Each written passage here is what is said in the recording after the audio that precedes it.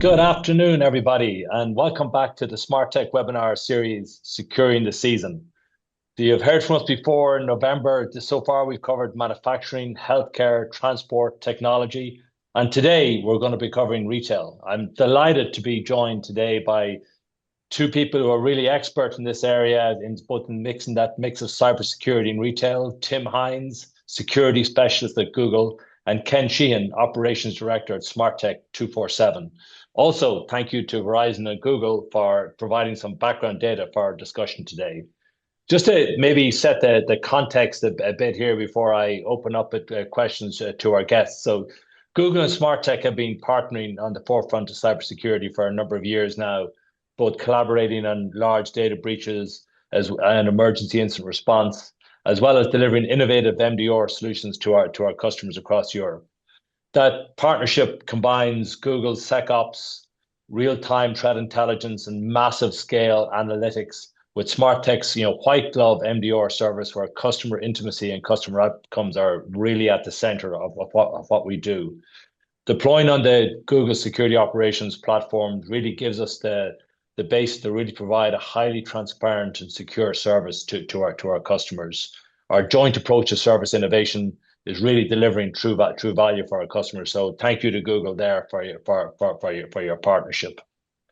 But on to the subject of today, so retail. So the retail industry is fascinating. Actually, and a good friend and a former colleague of mine, Ali Rezvan, he runs a podcast called a retail podcast called the Retail Podcast. And he's telling us now, like, we've just finished Black Friday, which was really extended out to a full month. We're seeing a huge adoption of personalized styling, and we're also seeing AI now as a customer in the retail space. So the one thing this just tells me is the more and more data and the importance of data in the whole delivery of retail and the service of retail. Meanwhile, the Verizon data breach report, the Google reports are telling us that retail industry is continuing to experience more and more cyber incidents. But we're also seeing a switch from payment card data to other types of data as that becomes more and more important. And we're also seeing a bigger switch to espionage as well. System intrusion and social engineering continue to lead the attacks into the retail environment, of course, leading on to ransomware. So Tim, I'm going to kick off with you today, if that's okay. So Black Friday has just hit us. I hope you got your shopping done. So Tim, with the explosion of GenAI, retailers are now rolling out new, fast-paced digital experiences. We talked about the personalized styling a few minutes ago, also like AI-powered chatbots. How does the SecOps teams ensure these new customer-facing assets are secure against things like prompt detection, injection, and data leakage? Yeah, so certainly we've seen an explosion in these types of the use case of Gen AI across retail, probably more than any other sector that I work with. But it has left retailers a little exposed, I think, in some areas because as often happens with emerging technologies, the product engineering teams get very excited and start to use the new technologies, but security teams are playing catch up a little bit because there's a drive to start using them and getting ahead of competitors. So I think there's a couple of things which we see particularly. So the first one is around visibility to those to the use of AI across the company. So having tools which allow you to do discovery of those applications, be they SaaS apps, be they home-built AI applications, but having an understanding of what applications are running in an enterprise, who's responsible for them, what the particular security concerns with those applications is really the best place to start. As with most security problems, visibility is key. There is definitely tools which can help with that. So I think things like CNAPP tools can really help with that. And those need to be able to stretch out beyond the cloud that you know about, because I think one thing that we're seeing with this adoption of Gen AI is that it's leading to a lot of shadow IT type use cases where people are going on often experimenting. They're encouraged to do that, and that's really good because it leads to like transformation, but it can lead to definitely a lot more blind spots with security. So that's the first thing. And then the second thing around prompt injection and other specific security threats, like specific attacks that attackers might use against customer-facing assets and things, is having specific technologies which are used to target that. So while the models will have some inbuilt guardrails and developers can add some of their own guardrails to them, there are certain out-of-the-box tools which can be quite easily applied. So at Google, we have one which is called Model Armor, where you can send customer or attacker prompts straight to that service, and that service will analyze them and detect if someone is trying to do something malicious. And if they are, then it can pass back to the application and reject the request. And the second one is sometimes those may appear to be completely benign, the requests, but sometimes because of the way the application's been written, we may be passing data back to the customer that we're not entirely comfortable with. So the second part of what that does is it allows it scans the results coming back from a model to see if they contain sensitive information or other information which may be harmful, like suggesting a competitor's product or leaking information that the model has access to but really shouldn't be passing back to people. So those kind of tools which can be implemented quite quickly with low friction, they're developer friendly. I think those are the best. Once you've got the visibility, those are the best kind of tools for now to start to protect against things. Hey, thank you, Tim. Much appreciated. And maybe continuing on that theme, Ken, in the holiday season. The holiday season, often involves a huge surge in temporary staffing, and more and more service providers come on, particularly from a logistics perspective. In your experience in this sector, Ken, how do retailers and service providers effectively extend protection in this rapidly expanding but also transient environment? Well, thanks, Gavin. During secondary school and in college, I worked part-time in retail over Christmas, so it certainly gave me an insight into what changes over Christmas in retail and what, to be blunt, how chaotic it can be at times for everybody concerned. But if we think about what changes, the new people brought in temporarily, there's a surge in requirements to use third parties, particularly around those companies that are used to support the supply chain. So you have an awful lot of change introduced to organizations in a really short space of time. This put retailers under significant pressure to operationally manage these changes and this surge in around December. So unfortunately, threat actors can take advantage of the surge and the uncertainty and try to target areas of processes that are maybe a little bit unclear and not well established. So threat actors target both individuals and companies around this type of year, with one report just released in the last 1 or 2 days to say that there was a 692% increase in phishing attacks around Black Friday, with some threat actors mimicking some large retailers in order to try and trick them around this type of the year.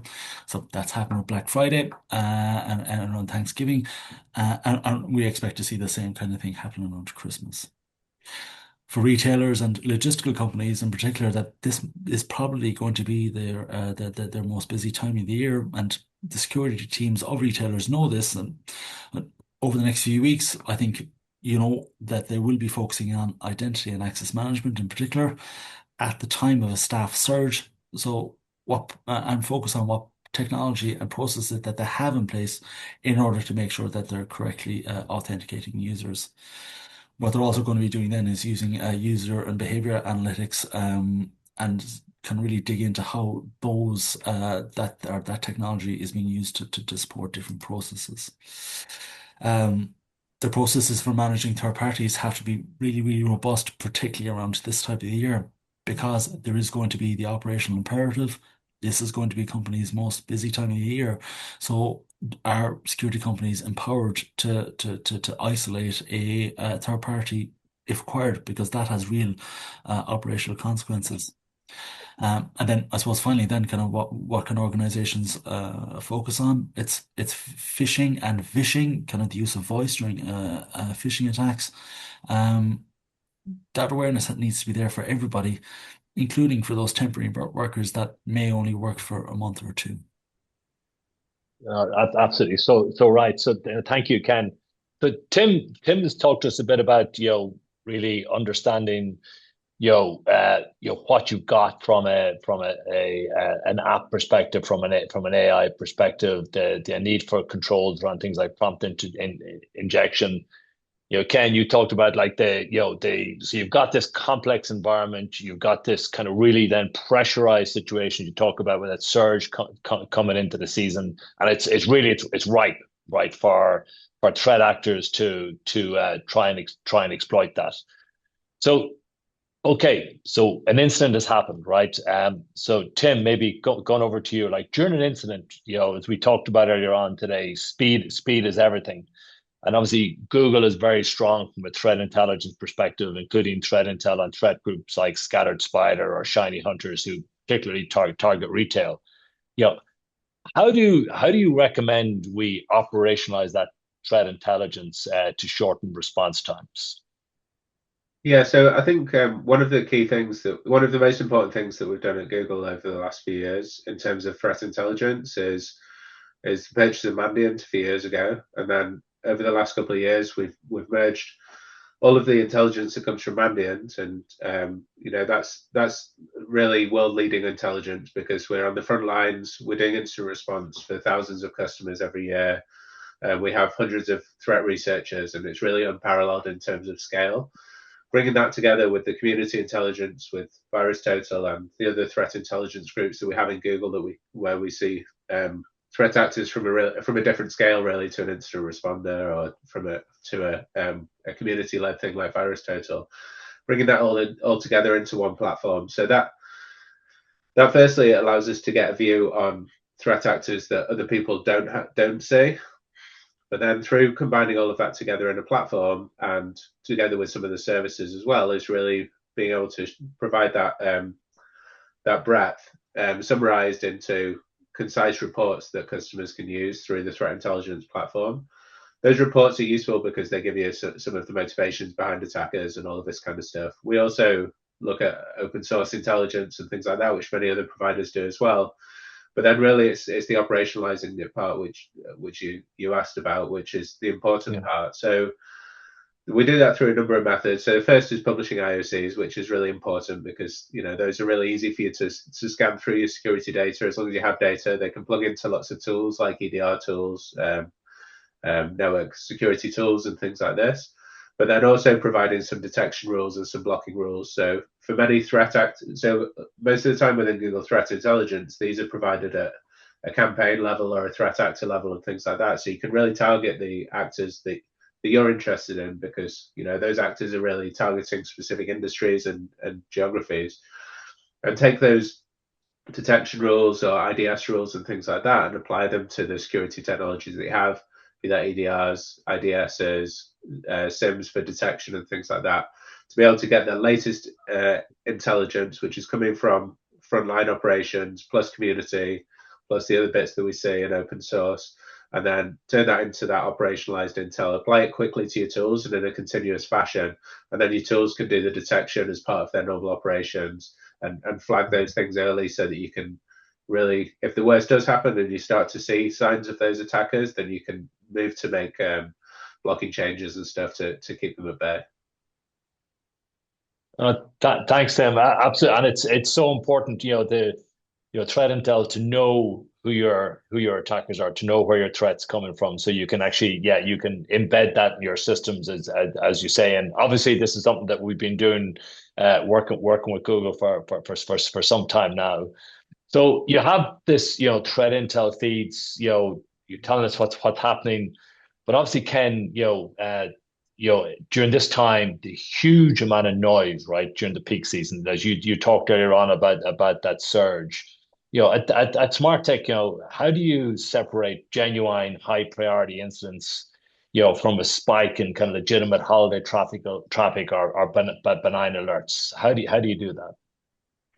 Yeah, no, so you're 100% right. The volume absolutely does go up, and I won't go into too many details, but just let's say last week was a particularly busy week for our experts in the SOC, and we attribute a lot of that to Black Friday and the season that we're in.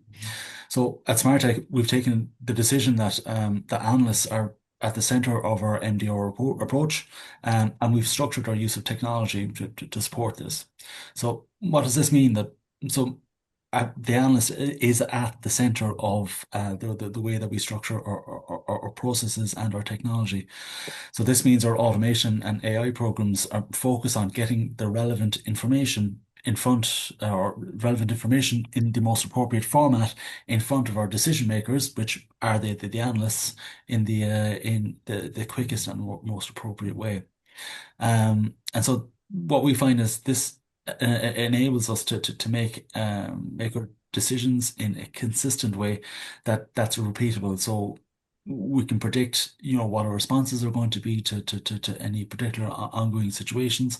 And this is particularly important around this time of the year, where we expect that our analysts are, as a team, are going to be dealing with several potential incidents at once. So it's that how we use technology to enable our processes and our people is a key to the way that we manage the process. Thanks, Ken. Yeah, absolutely spot on. So maybe coming back to you, Tim, for a minute. So I opened up the conversation today talking about the increased kind of personalization of retail, and that kind of comes into my next question, where you think things like account takeover, credential stuffing, they really surge during the holidays, and it'd be really good to know from a Google perspective, what do you think are the most effective preventative measures retailers should be implementing to protect things like customer loyalty accounts, stored payment information? What's Google's perspective there, Tim?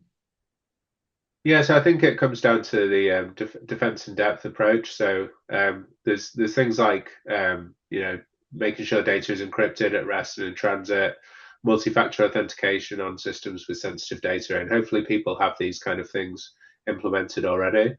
But then also making sure that you have visibility over all those systems. So often what we see in customer environments is that there'll be systems that have been set up where customers don't have sufficient logging on those, and then when it comes to an incident, or even doing a red team type event or something like that, then they just don't see the attack happening. So making sure that you have visibility, making sure you have those authentication logs, application logs, all of the different logs that you might need for the relevant system. And then I think finally is making sure that you have. I mean, the red teaming and stuff like that is really important, which I mentioned then. So it's hard to do that now at the start of the season, but making sure that you have a regular kind of a regular schedule of red teaming and things like that to test your applications, to make sure that you are picking up those blind spots and using a variety of different providers for that, and doing that as a threat-led approach as well. And then I think finally the last one I wanted to talk about here was, I think a lot when it comes to account takeover and things like that, a lot of it, as we know, is caused by things like help desks resetting passwords for malicious individuals, or people being phished or phished, as Ken said before.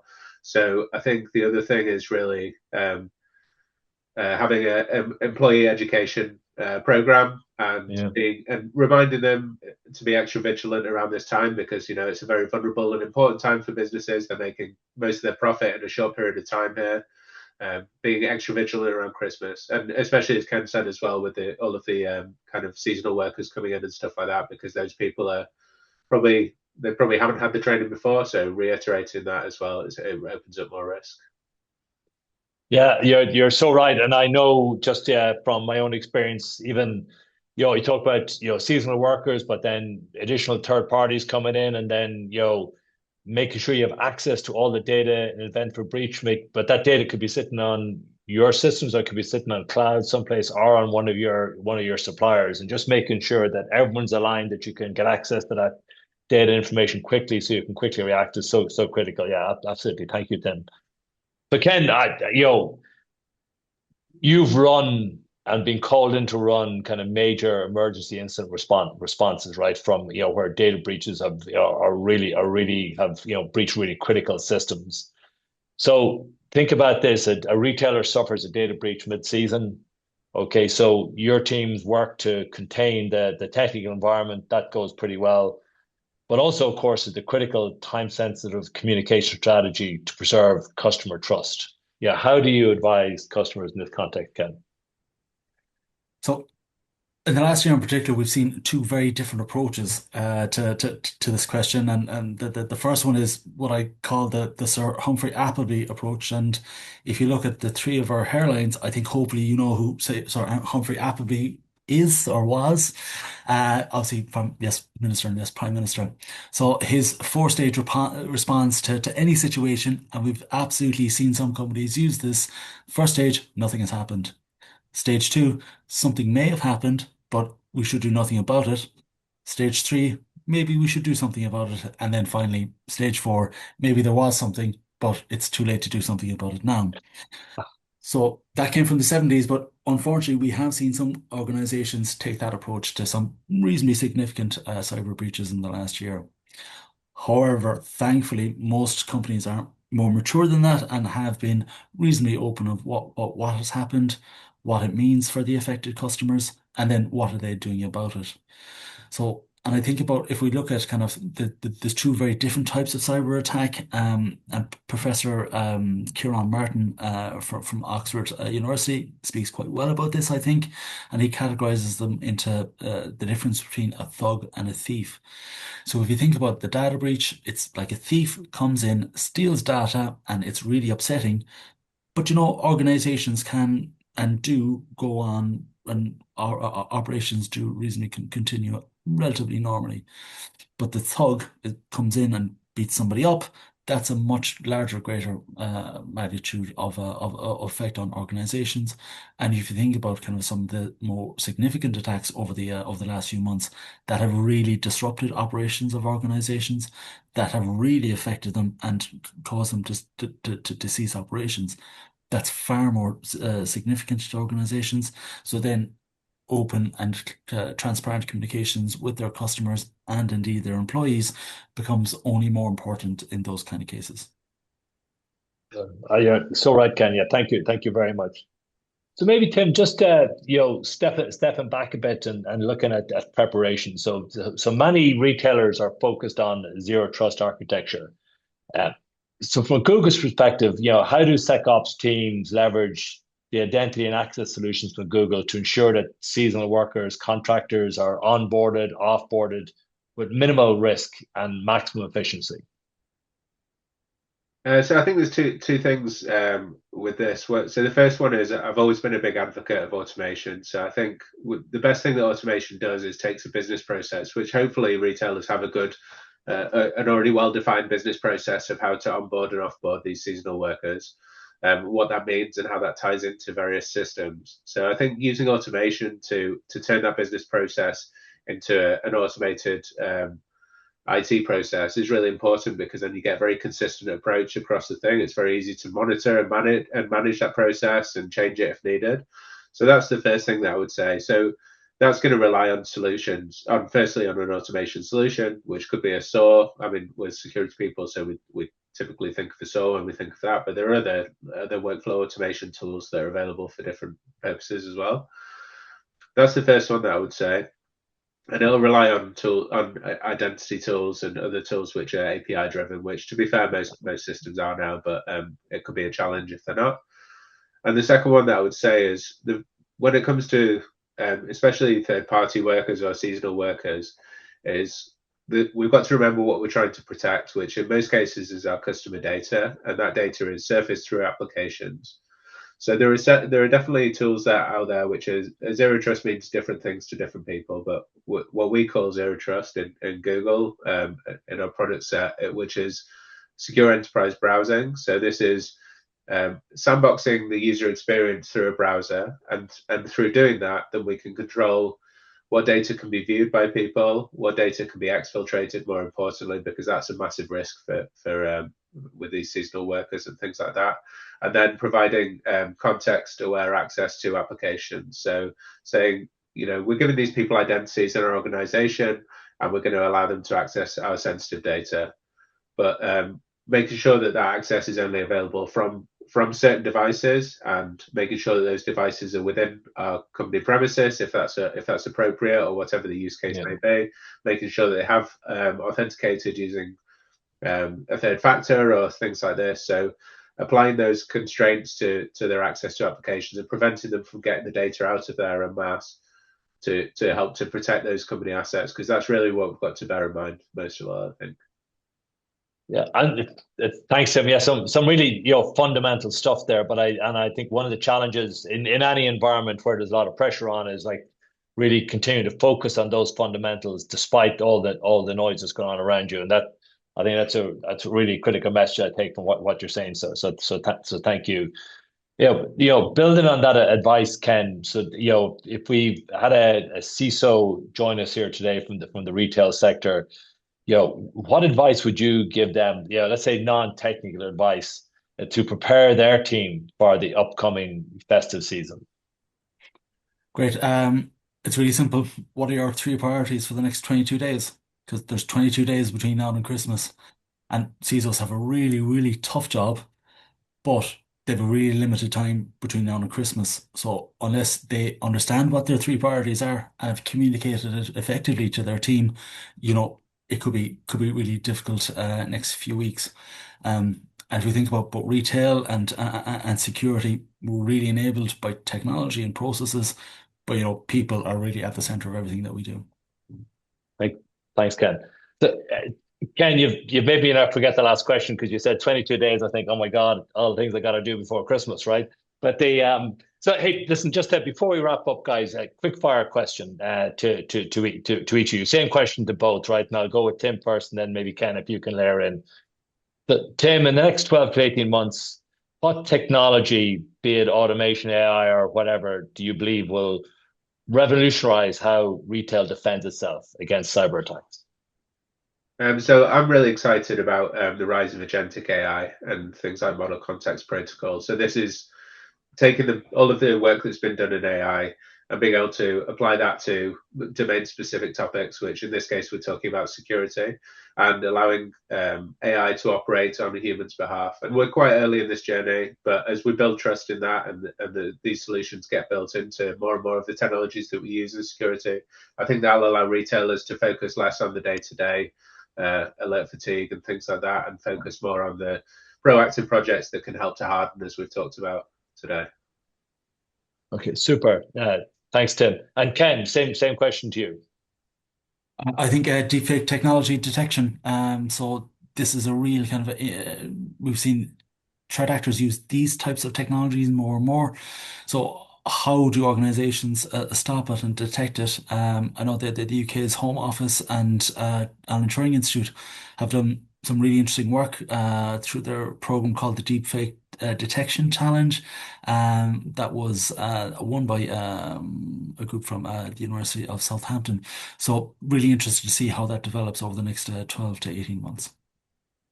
Okay, so agentic AI and deepfake technology, super. I'm looking forward to that, guys. So, Tim, Ken, listen, thank you very much for your time today. Thanks for our audience for tuning in and listening to us. And please feel free to catch up with this recording at any time. Remember, visit us at Zero Day Con coming up April 29th, Dublin. Looking forward to having you all there.